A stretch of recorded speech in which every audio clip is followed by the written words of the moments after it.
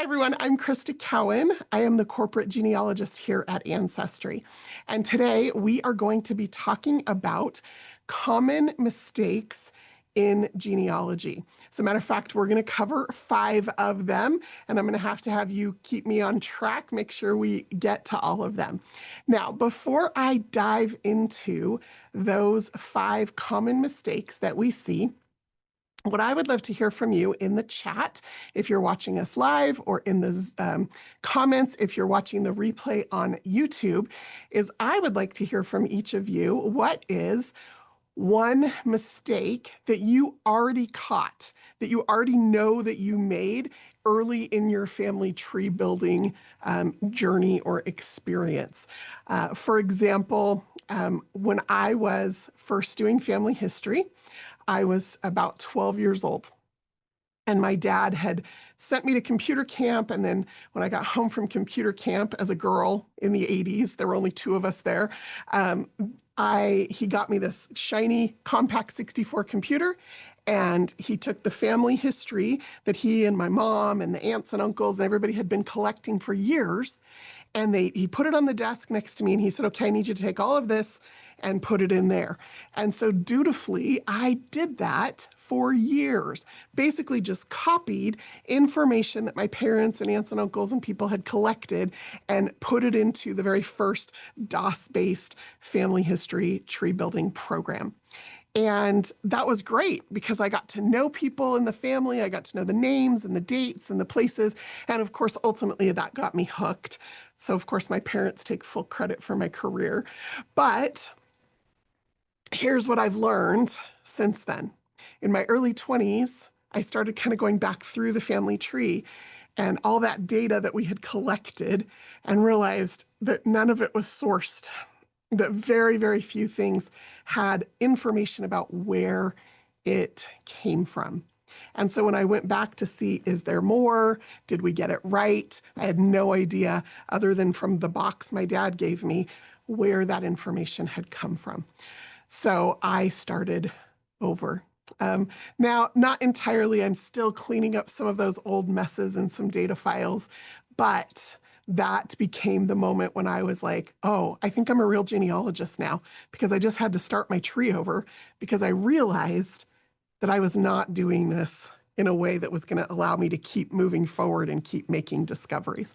So that was one of my early mistakes, was no source citations. Now, of course, Ancestry makes it so much easier now because as soon as you attach a record, of course, assuming you've reviewed the record and made sure it's for the right person, not just someone with the same name, then once you attach that record, it automatically creates that source citation for you.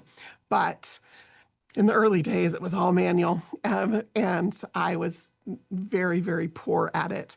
And so I learned from that particular mistake. Okay, so I'm going to take a peek here at the chat. If for those of you watching this on YouTube, again, I would love to see your comments. But here in the chat live, people are talking about some of the same thing that I just talked about. So adding people to their tree without any clear understanding of where that information came from. And it's not just about adding people to your tree. It's also about adding information about people. Where did that birth date come from? Where did that death date come from? So we're going to just start right here. That is the number one most common mistake that people make in family history, is they just copy information or put down information that they've heard without making an effort to figure out, is that information really true? Is this really a person, or did I just make a Franken person in my family tree because I took this person's name and this person's birth date and this guy's spouse, and really I've got 3 different men who just happen to have the same name? So a couple of you are commenting, many of you actually are commenting about that. Some of you are talking about just grabbing the wrong person, and that's kind of related to that, and we'll get into that a little bit more. A lot of you are talking about women and their maiden names. That is one of the very foundational genealogical standards that we teach about in Family Tree Building 101. So if you haven't had a chance yet to watch that video, I walk you through exactly how to start building a family tree and teach you those 3 beginner standards to family history around names, dates, and places. And for women, we always enter them into the family tree by their maiden name and their maiden name only. And then we add a spouse. And now we know that in many times in history and different cultures, she likely used his name for at least a period of time in her life. But you always enter women in the family tree by their maiden name. And when you don't, it's a way to very quickly get confused or attach wrong information, or now in the age of AI algorithms on Ancestry, get the wrong hints. So we always want to make sure we're doing that correct. Okay, a few of you are talking about duplicates. So one of the common mistakes that happens in family history is we often expect that the names will always be spelled consistently and that we're always like, they're always going to go by their first name. So we get really hung up on names and the way names are spelled. When the reality is that prior to about the 1930s, at least specifically here in the United States, but this does hold true throughout a lot of the world, people did not have a standard way of spelling their name. It just wasn't part of their identity like it is for us today. Now we have, government issued IDs and all sorts of information. And so the way we spell our name is part of our identification. But prior to about the 1930s, it wasn't. So people just weren't really overly concerned with how they spelled their name. And a lot of times we'll look at records and we'll think, oh, they changed their name, or their name is spelled different, or oh, that can't be him. His name has an extra L in it, right? Or it has a D at the end instead. Like we get really hung up on that. When the reality is, again, like the names were spelled however they sounded to the person writing it down. Sometimes the people giving the information about their own name, they weren't literate. And so they didn't even know how they might spell their name because they didn't know how to read and write. Sometimes with given names, people would sometimes they would use their first name, sometimes they would use their middle name. My mama's family is all from the South, and there is this propensity to use a middle name until they're grown and then to use a given name. Now, one of the things I've dug into in my own family history is that one of the reasons why people tend to use their middle name when they're younger is because there's usually an older living family member with the same first name. And oftentimes they were named after that person. And so they would go by their middle name when they were growing up to differentiate them from that person. But then when that person passed, they started going by their first name. And so I see that a lot in my own family, people going by one name in one census and another name in another census. Or sometimes they go by their initials, or sometimes that's just how the record was recorded. So we can't get hung up on name spellings or even the exact name if we don't know the whole name.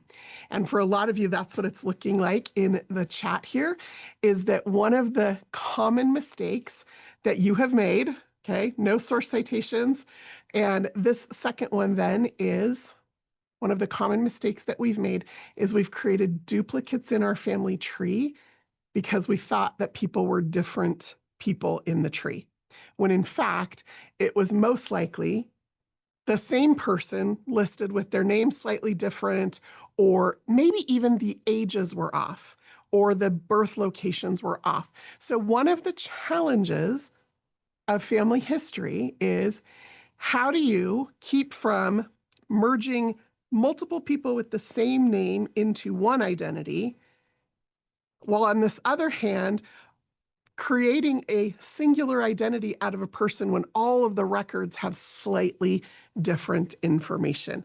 Do you see kind of the push-pull there? Personally, I think that's one of the things that makes family history really fun, is the puzzle of putting it all together, of figuring out how the pieces work. Am I looking at 4 men named John Smith with all these similar things about them? Or am I looking at one man named JR in some records, or John Smith in other records, or John Ross Smith in other records, or Ross Smith. Like, do you see what's happening? So that is one of the common mistakes that people make in family history, is that they create duplicates out of the same individual because the information doesn't all match precisely, or they create Franken people out of a lot of information and records for multiple people when you're looking for just one. So that is, I think, a common mistake that people make in family history, and certainly one that some of you resonate with. Okay, I'm going to keep reading through the chat because I think you may hit all 5 of them with your own experiences. And if you're following along live, read the chat. I think there's some really nuggets here from the community about things that you can learn. And if you're watching on YouTube, leave your comments and read through some of those comments as well. Okay, yes, several of you talking about duplicates. Some of you talking about starting your tree over. One of the things I say it often, the moment you start your tree over is the moment you become a true genealogist. It's kind of a silly saying, but really the principle is when you realize you've made mistakes and want to go back and clean it up, then the fun starts. Then you really start to dig in. You realize you don't know what you don't know when you get started, which is why I'm so glad you're here, which is why I'm so glad you show up every Wednesday for these virtual events, and you show up on the Ancestry Facebook page every other Tuesday and hear the tips there. And maybe you follow me or Nika or some of our other genealogists on social media and look at the tips and tricks that we share and the education that we're putting out into the world. Maybe you're attending genealogy conferences and trying to advance your knowledge, because all of us don't know what we don't know. The danger is when we think we know more than we know, and so we have to start to undo or unravel some of the mistakes that we've made. But we all were new once at building a family tree. So we have all made many of these mistakes. Okay, let's see. Anne says one of her common mistakes, and I've seen this again through some of these, is believing family lore. Now, this is slightly different than not putting source citations. Okay, so this is common mistake number 3. When we get started in family history, we always tell you that step 1 to building a family tree is to enter what you know. Fantastic. Then step 2 of building a family tree is talk to your family. Find out what they know. Talk to grandma. Bless if you still have grandmas alive and available to talk to and ask these questions. The number one regret most family historians have is that they didn't talk to their family members when they were alive and available to talk to, because they die and you lose those memories and those stories and that information and that connection. And I think every one of us who've been doing this for a minute, we have a regret about somebody we didn't talk to when we had them available. So we give you this advice as step 2 to building a family tree. Go talk to your family, and you start collecting all of this information and all of these stories. And then you realize at some point, like Anne did, and like several of you have commented, that what they shared with you wasn't exactly correct. And that's a common mistake, but there's nothing wrong with it. It's something, again, that just happens in the natural process of exploring your family tree, is you start to figure out exactly what pieces of those stories are true and what pieces might have been exaggerated a little bit for effect in telling the story, or what pieces might have been just misremembered. Like they didn't remember the exact date or the exact place. They didn't remember the exact relationship between those two people. That's okay. That just happens. We all have faulty memories. And so as they're sharing those stories, there is value in them. There is often nuggets of truth in them, but not always precise truth. And so we get to go collect all the records and put them all together and correlate them and figure out the conflicting information so that we can figure out what the truth about that situation is, what the truth about that story or that person's identity. The other thing about family lore that is a common mistake that we often rely on is not only do we rely on it, sometimes we hook into it and we won't let it go.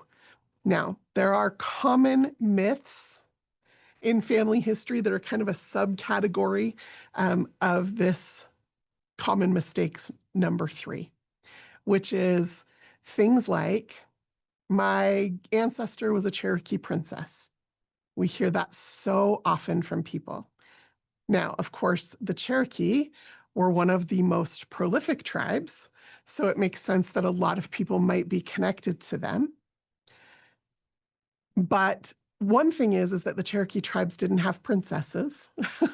So that's kind of maybe a little twist in the story that starts to unravel the falsities from the truth.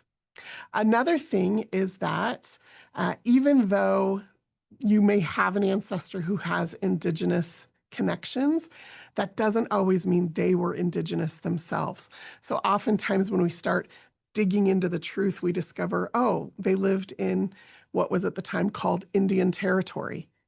And people in the family just assumed because they were living there, or when somebody heard that a generation or two later, they made an assumption about that person's identity. Sometimes it's, oh, well, grandpa's second wife was an indigenous woman, and we always just thought she was grandma, or she's the one who raised the family.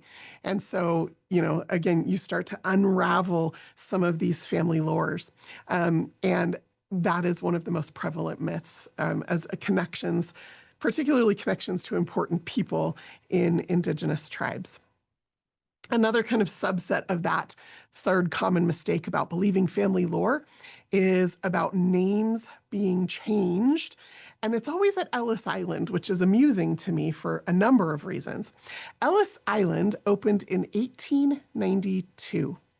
And so if your ancestor immigrated before then, they certainly did not come through Ellis Island. So that's the first thing. Ellis Island was only open for a few decades. And so if they came after, the 1950s and when airline travel became prevalent, they likely did not come through Ellis Island. So you have this little window of time when people actually immigrated through Ellis Island. Ellis Island had translators in something like 93 different languages. They had all these languages spoken amongst the staff at that facility. And so there was hardly anyone who came through there that did not have somebody who could speak to them in their native language. So that's one of the first ways that little family myth starts to unravel. The second reason that particular family myth starts to unravel a little bit is because nobody at Ellis Island actually wrote someone's name down. They took the passenger list that was created at the port of embarkation, where they got on the boat. There was a passenger list created from their tickets that they purchased. And so that passenger list then was delivered to the facility at Ellis Island when those people were getting off the boat in New York. And the clerks were just checking people off the list as they came in. So nobody's writing their name down and changing it. And yet that myth is so pervasive. Now, when you start digging into it, here's one of the things that you start to discover, which is there are some people who don't know the difference between a misspelling and a name change, or an alternate spelling and a name change. Like I mentioned earlier, people's names were not spelled consistently. That just wasn't a part of how people identified prior to about the 1930s. And so name spelling was very fluid. I have a fully literate career military great-grandfather. He served in World War I. And following World War I, he became, after a few different moves, the head of the Army Recruiting Office in Los Angeles during World War II. I have some papers from him, from his life, from his career that I have inherited. On one of the pieces of paper from that time in his life, and now we're in the 1940s. He signed his name on the front side of the paper and wrote his name on the back side of the same piece of paper. And he spelled his own name two different ways. So again, when we get hung up on spelling, we often look at things and think, oh, their name was changed, when really it might just be a spelling variation. And we need to keep that in mind. Now, some people came to this country with entirely different names than they used in the old country. And that is because they made a choice for whatever reason, sometimes intentional, sometimes forced. They made a choice to change their identity. Maybe they bought a ticket in somebody else's name or were using someone else's ticket. And so that's how they show up on the passenger list. Maybe they changed their name in anticipation of immigration. What happened far, far, far more often is after people arrived in the United States, in Canada, sometimes in England, you see people who are immigrating and migrating from all over the world. As they come into a new country, oftentimes they, again, for whatever reason, will choose to change their name in some fashion. So maybe it's an Anglicization of their name, maybe it's an Americanization of their name, completely changing their name. Sometimes that means dropping suffixes. Sometimes it means changing a surname or a given name entirely.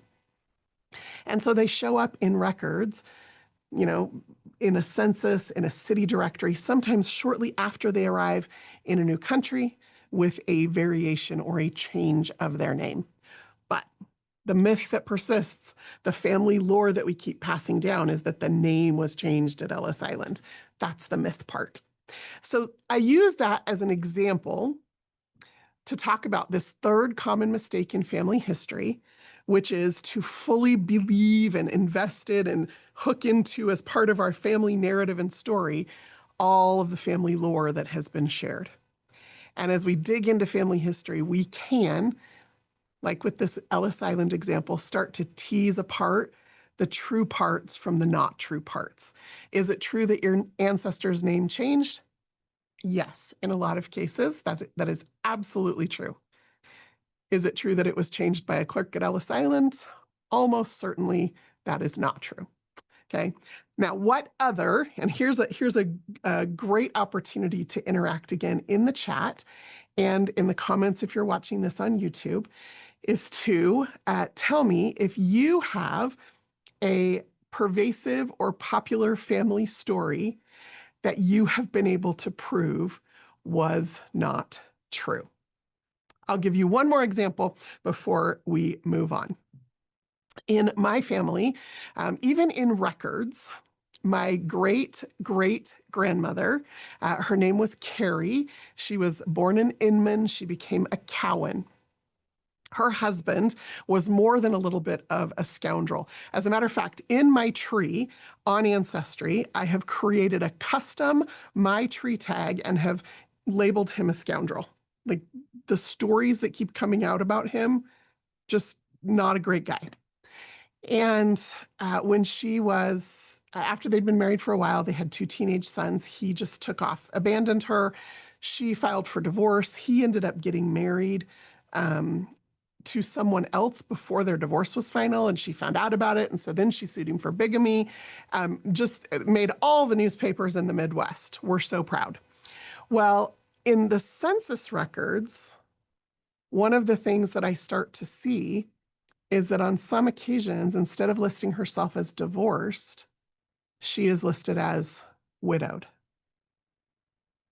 And that is one of the ways that some of those family stories get started, is somebody has some kind of contextual cultural shame around something that has happened to them. Whether it's a divorce or a child born out of wedlock or an immigrant story, or like sometimes those family stories and that family lore gets shared because people feel shame about what's happening. And so she lists herself as widowed. And it's, very possible that she may have even told other people than just the census taker that at different times in her life. And so then who passes the story on, what little ears were listening in on a conversation between grandma and auntie and overheard something that they didn't quite understand because they weren't quite old enough and they didn't have the full context. And then memory goes on, and years later, they share that story with their children and grandchildren, but they're filtering it entirely through that lens of that remembered conversation from a young age when they didn't really understand. And so I think about Carrie and how some of the information was shared about her. As a matter of fact, my grandfather, he was her grandmother. She was his grandmother. He only met her twice his whole life because of just some messy family dynamics. And we've had to tease some things apart. My great grandfather, her son, he at one point used her maiden name on some records, on some official military records. And again, like, was his name changed? Was he illegitimate? Like, that's the language they were using of the day. All these questions start to arise. Why is he using this surname? And until you put all the puzzle pieces together and start to understand what the truth of the story is, information can get passed down in all sorts of messy ways. So, common mistake number 3 is to fully believe family lore without trying to tease apart what the true parts of the story are and what the not true parts of the story are. And we're going to pause here for just a minute. We're about halfway through. We've gotten through 3 of our 5 most common mistakes that people make in their family tree. And I just want to remind you again that this is totally normal. Like, when you first start building a family tree, I hope you're talking to your family and getting all the stories from them. I hope that you are collecting that information into your online family tree and using it as a workspace to start to work through some of that. As a matter of fact, on Ancestry, my family tree is called the Cowan Working Tree, because I want anybody who comes across it to know that what I am putting in my tree on Ancestry, even though it's public and anybody with an Ancestry subscription can see it, I want them to know that it's a working tree, not a final stamp of this is fully accurate information. I am using my tree on Ancestry as a space to work out the difference between the true and false information in a family story, to work out whether or not these 3 kids in this family are really all one child who just use different names. I'm using it to work out if the man I just put in as her husband is really like the right guy, or if I've mixed a couple of people together with the information. I'm using my tree as that working space. And that is perfectly normal and perfectly natural way to do this, and you will make mistakes in the process. The challenge that we have as a genealogy community is the grace we need to have for each other as we're all working things out in our trees. And instead of just blindly copying information from your cousin's tree because, oh, well, he has a whole branch of my tree done, I should just copy that, we should make sure we're applying a critical eye to that information and looking for those sources. Back to common mistake number 1, we're not consistent or complete in making sure we have sources attached to the information we're adding to our family tree. Okay, I'm going to skim through the comments here, and I just want to see what some of those family lore stories are that you all have believed. Of course, I always go back and read the comments later, but yeah, some of you are talking about surnames. You had the same stories. Some of you have. Okay, there is an interesting thing here, but we'll get to that. Yeah, some of you have like multiple families from a person, because families are messy. All families are messy. Families have always been messy, right? Okay, we are going to talk a lot. Some of you are asking questions. We're going to talk a lot about tree tags in just a minute. So I'm going to share my screen here as soon as we get through these 5 things so that we can walk through a couple of solutions to how you keep yourself from continuing to make some of these mistakes, or how you kind of alert the community or your family that some things are proven versus not proven in your family tree. Okay, yeah, lots of you are sharing really great family lore stories. I'm excited to go back and read them when we're done here today. And again, watching this on YouTube, leave the comments. I'll go read those as well. Okay. I'm back in the comments here, and what I'm discovering is that nobody has mentioned common mistake number 4. And so I don't know if I just didn't catch it because there's a lot of comments, or if this is something that hasn't occurred to you yet, or if you're going to look at me and go, duh, Krista, like everybody knows you shouldn't do that. Well, I didn't right away. So when I was that 12, 13, 14-year-old girl with the new DOS-based genealogy program and the family history records, I was going through the records from my father's side of the family tree. My dad had an aunt, Madeline. She was a piece of work. She used to hire professional genealogists to give her records and research, and then to, deliver it to her, and then she would disseminate it through the family as if she had done it. And so I was going through her paper records and entering it into the family tree software that I was using at the time. And I remember distinctly one Sunday, I was probably 13 or 14. I'd been at it for a while. I'd started with my mom's side because she had an uncle who was a professional genealogist, and he used to put me to work for him.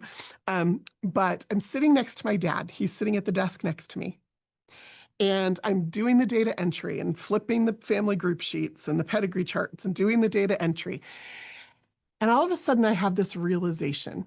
And I turned to my dad and I said, you know what's so weird? And this is not like mom's family at all. Your family has a lot of one-child families. Like the last 10 families I just entered, they're all just one child in the family, and then the parents, and then one, and then the parents, and then like no brothers and sisters. Like that's so weird. And my dad chuckled and he kind of nudged me a little bit and he goes, think about that for just a minute. And he goes, do you really think all those people only had one child? No, I don't. Not generation after generation, not so many of them like that. And he said, what do you think Aunt Madeline was looking for when she was doing the family history? And I said, oh, well, she was looking for somebody rich or somebody famous or somebody noble or somebody way back in the family tree that might, have connected her to something to make her feel more important. And he said, yeah. And he said, so what do you think she was doing? Oh, she was just looking for the parents. And then going to the next generation and looking for the parents. And he kind of flipped through some pages and he said, look at this. Like, if you see, she gets stopped a lot. She gets stuck a lot. And he said it's because when she couldn't find the parents, she just quit. She gave up on that line. And I said, well, what about the rest of the family? And he goes, now you're getting it. Right? So here is the 4th most common mistake that people make. They just keep looking for the parents and the parents and the parents. They keep trying to chase their tree back as far as it'll go.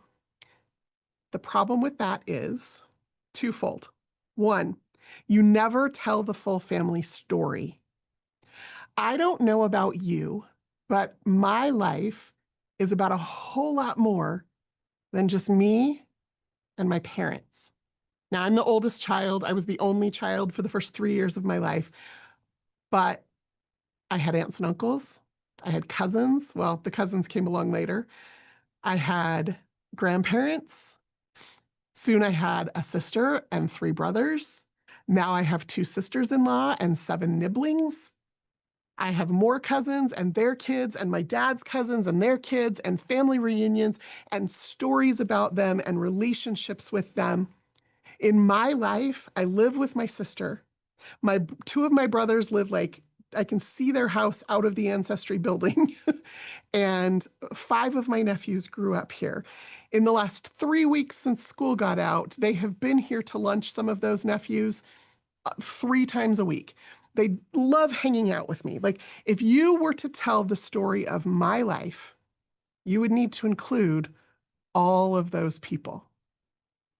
Not only that, the way you differentiate two people with the same name who maybe were born about the same time in the same place, maybe even were both farmers and both married women named Elizabeth, is the other relationships in their lives.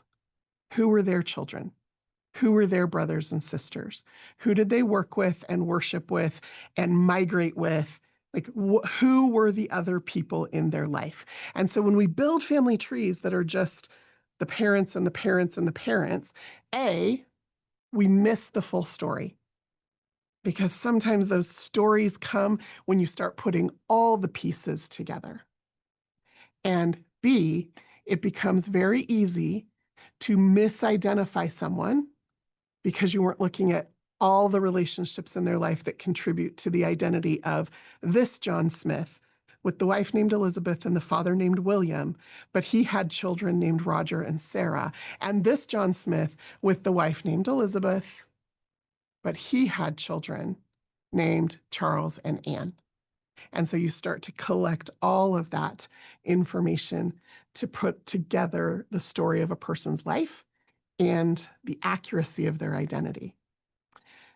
My Aunt Madeline kept hitting those, what we call in genealogy, brick walls, as she was trying to build the tree back further, because she never expanded her view of what family history included. And so she either created people that weren't real people, Franken people out of multiple people. I've managed to catch some of those, or she just didn't know enough about them. Now, I'll give you one more example of this. And the whole point of today is just to get your wheels spinning. And I hope you're taking notes about what it is that you can improve or do better or a little different in your own family history journey, so that you can keep climbing your own family tree. I want you climbing your family tree, not somebody else's. I want you making discoveries about your people, not connecting the wrong people. And so as you apply these things, I hope that you're feeling encouraged and not discouraged about how exciting it is to actually make those discoveries about the right people in your family tree. So here's one more example before we move on to the fifth thing. So in my family, my mom had done a bunch of family history, and she kind of did it for the first, few years of her marriage, and then shortly after I was born. And then she and this uncle of hers, who was a professional genealogist, he used to live near the National Archives. And so he would go look stuff up, and together they would write letters and send audio cassette tapes back and forth, because apparently that's what you did before Marco Polo or WhatsApp, is you sent audio tapes back and forth to each other in the mail. And I just loved watching her kind of engage in family history like that as I was growing up. Well, that uncle was on her mom's side of the family. So she decided to tackle her dad's side of the family tree on her own with the things she had learned from him. My mom's father's family, hugely dysfunctional. His father was abusive. His mother died when he was 3. There was a series of stepmothers. The longest one, my uncles used to say, is the reason wicked stepmothers are called wicked. She treated them horribly. My grandfather ran away from home several times, like just messy, messy family life. In addition, my grandfather died when my mom was just 17. So by the time she became interested in asking questions, he was gone. She had her uncles that she could talk to, but he was gone. Now, their grandparents all died in the 1940s. So they'd been dead for about 25 years or so by the time my mom started asking questions. And my mom never knew her grandfather. So she goes looking for him. He has a common name, but she keeps trying to piece it together.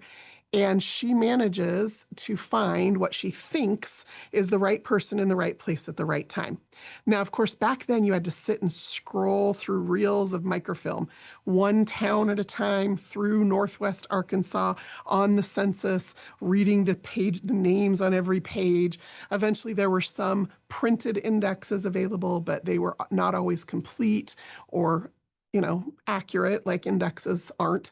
And so she struggled to find the information. And when she found someone with the right name and the right time and the right place, she just latched onto it. Now, she knew enough on her paper pedigree chart to write the names of the potential parents in pencil rather than writing them in pen. That was her little pre-computer day way of saying, I'm not so sure about this. But then life happens. And the stuff gets put in a box, and she starts raising more children and finishing her advanced degree, and then like just life. And she just set the family history aside. Well, in that ensuing time period, one of her cousins is like, hey, I remember you used to do some family history. Can I get a copy of that? I'd like to kind of pick it up and run with it. And she said, sure. He came, made copies of everything. Well, an old Xerox copy machine in the 1980s took that pedigree chart, made a copy of it, lovely, but you couldn't tell when you were looking at the copy the difference between what had been written in pen and what had been written in pencil. And so her cousin just picked up the torch and ran as if those were the actual parents and built a huge family tree. And then he circulated around the family, and it came back to us, and it was in that box of things when I started doing the data entry. And so I just entered it into the family tree, had this lovely branch of tree with a couple hundred and several hundred people on it. And then when I got into my 20s and I decided to, like, I'm just going to start my tree over. And then I did it again when I started at Ancestry here in 2004. I'm just going to start it again and just see where it goes. I always kind of kept the bulk of the information in the background, but I wanted to kind of start again with that foundation, make sure I was building a good foundation for my family tree. And I came to my mom's grandfather and I did a search in a census because now it was all online. And up popped 3 little boys with the same name in the same place in the same birth year in the same part of Northwest Arkansas. And so I called my mom and I said, which one of these 3 is your grandfather? And she said, I don't know. I never figured that out. You should ask cousin. So I contact cousin and I'm like, hey, which of these 3 is your grandfather? And he said, oh, it's this one. And I said, how do you know that? And he said, oh, well, your mom gave me information. You see what happens? And I said, okay, I'm going to go prove if this is really him or not. And so I dug into the records and could not find on his death certificate from California in the 1940s what the name of his parents were. Because by then he was on wife number 3 and she had never met his parents because they'd been long gone by the time she came along. And so when she informed on that, there were no parents' names. Just said unknown and unknown on the death certificate. Well, I decided I needed to research, see if I could figure out who were his siblings. So I looked up obituaries. I looked up every census record, collected all the information about this person. And what I discovered was in one census, when they were newlyweds and had a little baby, they had his brother living with them. And so I went and I found the brother's information and I tracked him down and I found his death certificate and it listed the names of the parents. Back to my mom's original research, wasn't the same people. So we had this whole really beautifully well-documented family tree built on one weak link connection close in that I ended up having to say, these aren't our people. These are actually his parents.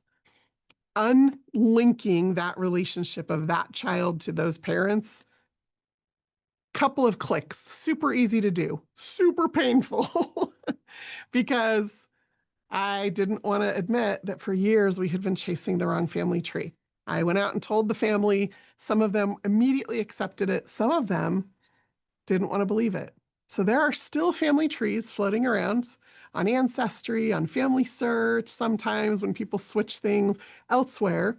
I think one may have even been published in a family history book that list the wrong parents. And so that is just an example of how it's so easy for all of us to make mistakes.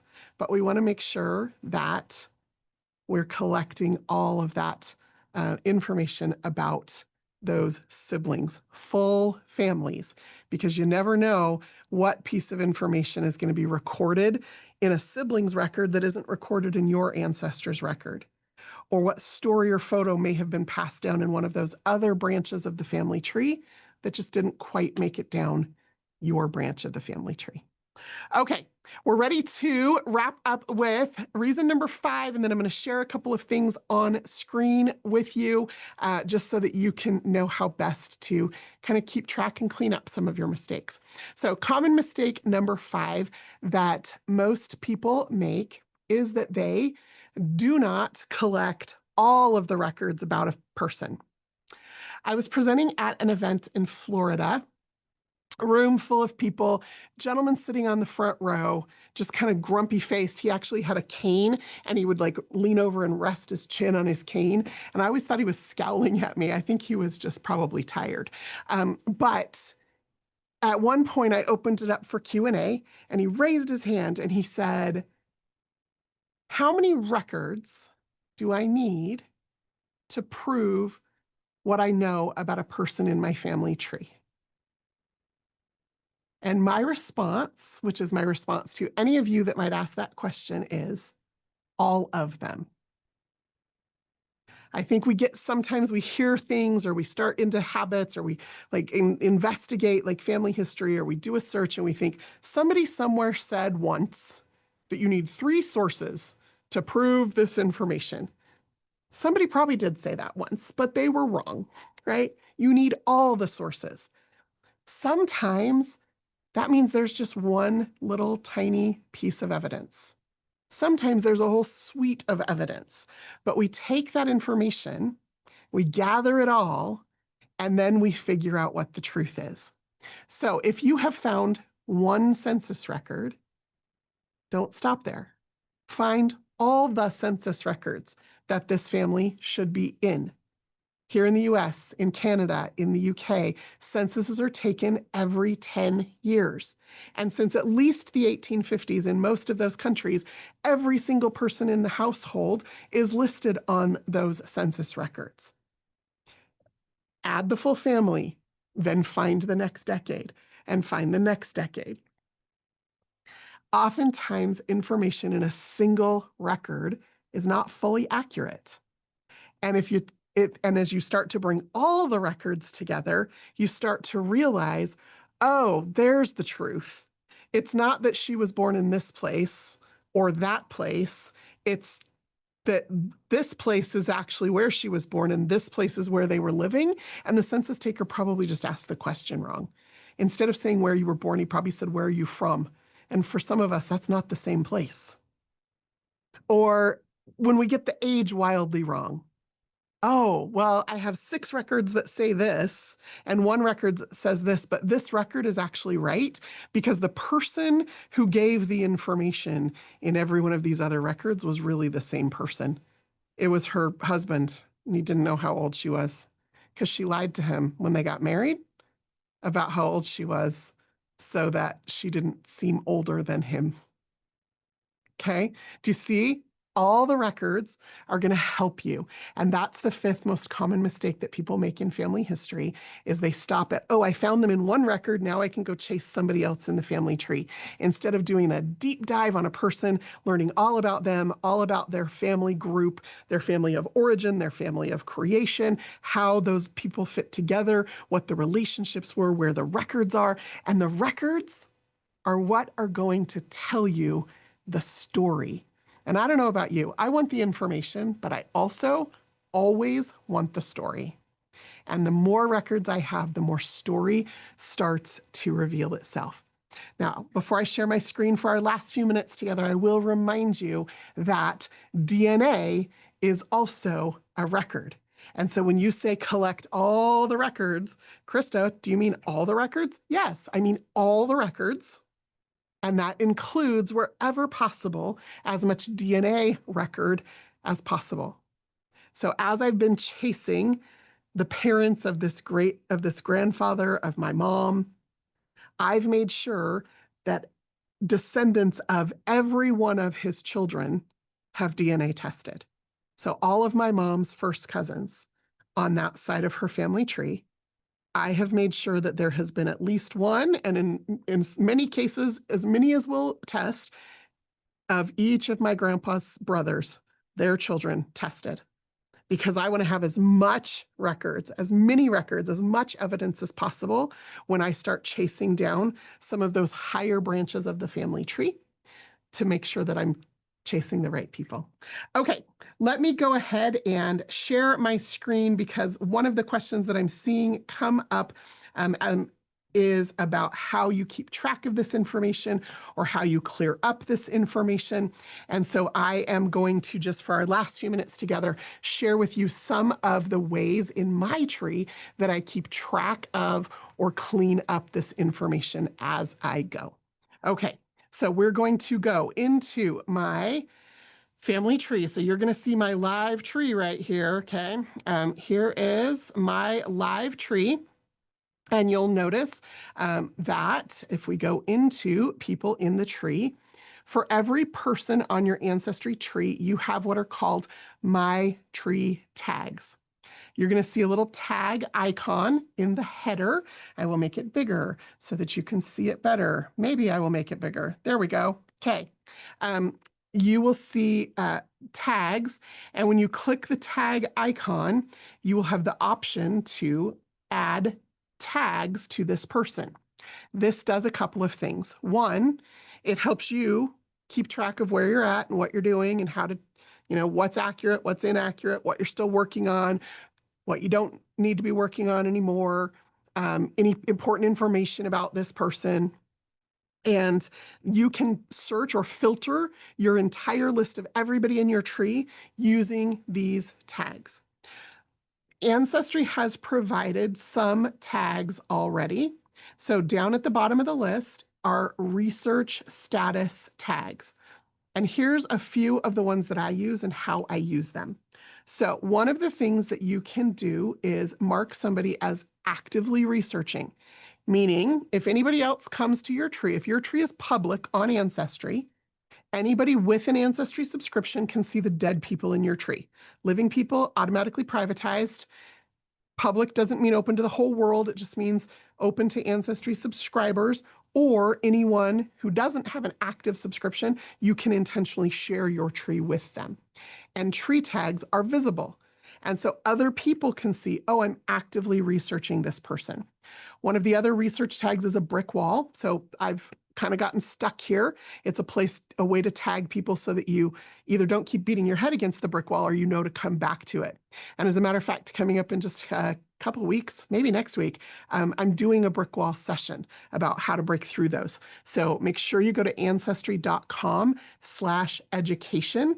That's the landing page for our virtual event Wednesday stuff. Look for that brick wall session and make sure you register so you can show up live. You can mark somebody complete. Now, there's different ways to use that. The way I use that is if I'm just kind of done researching this person because I'm not interested in more of their family tree, I usually apply that to people like spouses. So I trace all of my ancestors in my family tree and all of their descendants. So all the brothers and sisters and cousins and nieces and nephews and like down the tree, okay? But whenever I add a spouse for one of those people, I don't add their ancestors' information, right? I'm not climbing their family tree. I'm trying to climb my own. This person married into our family. They're going to have a family of creation. I don't really usually care about their family of origin unless I have some suspicion or evidence that we might also be related through their family of origin. So I usually just will mark complete for a person that I'm just like, I'm not interested in continuing to build this side of the family tree. A hypothesis tag is something you can use to mark something as completely hypothetical, that you're just sticking in your tree so you don't lose it, so you don't want to lead anybody astray. You can put that tag on there. Now, you can prioritize, I think, up to maybe 10 people in your family tree. I don't remember what the exact number is, but those are just people that you always want to get back to. You can also do that by just clicking this little star. So if I click or unclick this star, you'll notice that prioritize person tag automatically goes away. Then you have to do. So that is people in your tree that are that you're like that you want to keep like a to-do list or that you have if you're using Pro Tools and Ancestry networks. There are stickies that you can create there with to-do lists for different people and different families and stories and networks in your family tree. And so it will tag those people with that to-do tag automatically if you're using Pro Tools networks stickies to do that. Then you have verified and unverified. And these are probably the two on this list that I use most often, which are if I have completely found every record I think possibly exists about this person, and I have put the information into my tree and correlated all the evidence and come to the right information, that then is where I will mark them as verified. If I'm still working on it, I will use that unverified tag. Okay, the next set of tags here are relationship tags. And again, Ancestry provides all of these as presets. You can mark somebody as adopted into this family. You can mark somebody that you've maybe found. I saw a couple of you in chat, found some surprises in DNA, mark somebody as adopted out of the family. I like to mark people who died young so that I know not to go looking for spouses and children for them. So I know the line stops here. Sometimes I will also mark no children. So if they have a spouse, or I suspect they have a spouse, or they lived to adulthood, and I've proven to my satisfaction that they didn't have any children that I know about, I will mark that. If they lived to adulthood but never married, again, I'll mark that so that I don't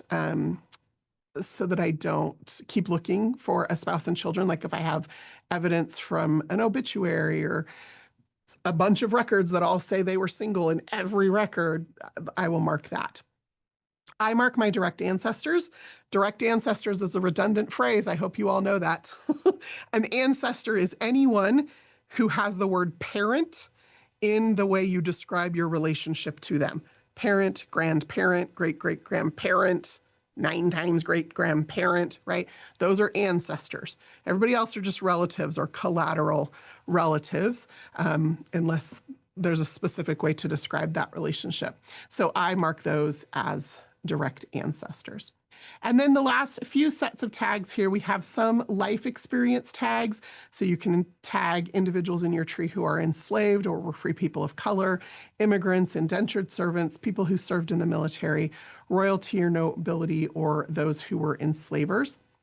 And then we have DNA tags. DNA tags are now automatically applied to DNA matches. So if somebody in your match list, you figure out who they are, you've got them in your family tree, you connect this match in my match list to this person in my tree, it automatically creates a source citation and adds a DNA match tag. Now, these other two tags are for the common ancestor. So in this case, Frederick was dead long before DNA testing, but he has descendants who have tested, and I match all of them at the appropriate amount of centimorgans for that relationship. So he is our common ancestor.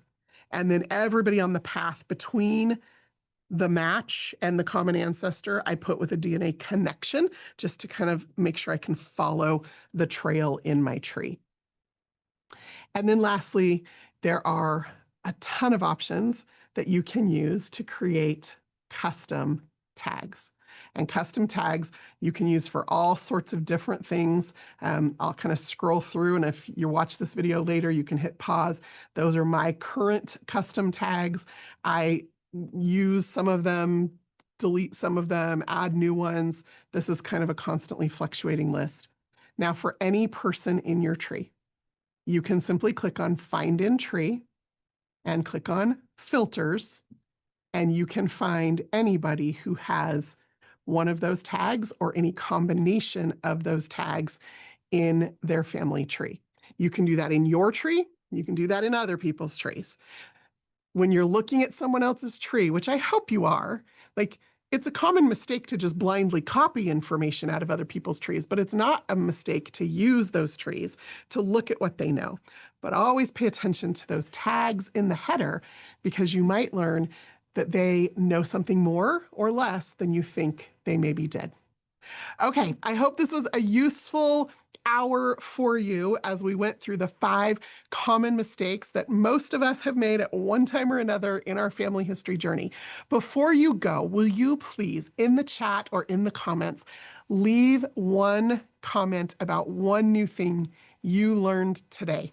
That's super helpful for me because then I know what's working. And as I keep planning these Wednesday virtual events, I'm able to show up and teach people what they need to know because you've just told me I didn't know this before. It also, I think, is really beneficial to you to actually type out what it is you learned. When you do that, something connects in your brain, you're more likely to remember it. And I want you to remember it, or I want you to go back and watch this video as soon as we get it up on YouTube, because I want you to have a fun, interesting, successful family history discovery journey. I want you also to be climbing your own family tree and not someone else's. So until next time, I'm Crista Cowan. Have fun climbing your family tree.